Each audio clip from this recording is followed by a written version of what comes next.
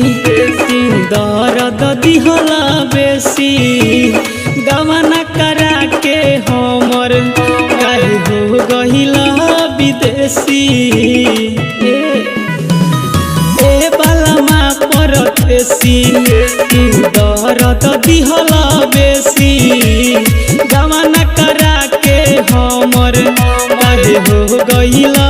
विदेशी। अरे बोले कोयलिया सैया कमी खलत सुना तोर बा रोवे ओठलाली करे जाऊ हो रोज जागले हो खत भोरबा रोवे ओठलाली करे जाऊ हो रोज जागले हो खत भोरबा।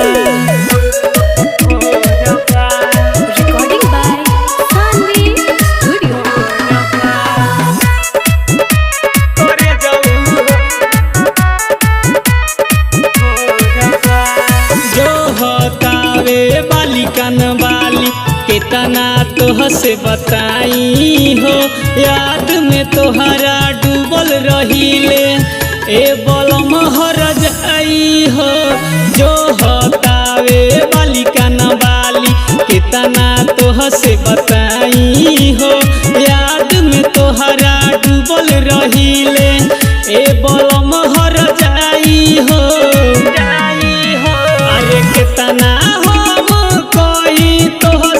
दुखवा नहीं थोरबा रोवे ओठलाली करे जाऊ हो रोज जागले हो खत भोरबा रोवे ओठलाली करे जाऊ हो रोज जागले हो खत भोरबा।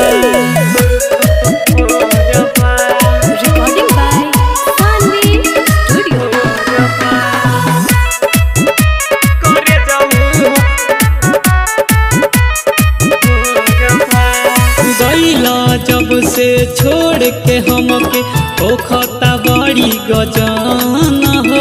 काहे हमसे हो गईला बेवफा बचन हो गईला जब से छोड़ के हमके ओ खता बड़ी गजान हो काहे हमसे हो गईला बेवफा बचन हो संजय तोहे बोलावे खनक तो चूड़ी मोरबा रोवे ओठलाली करे जाऊ हो रोज जागले हो खत भोर।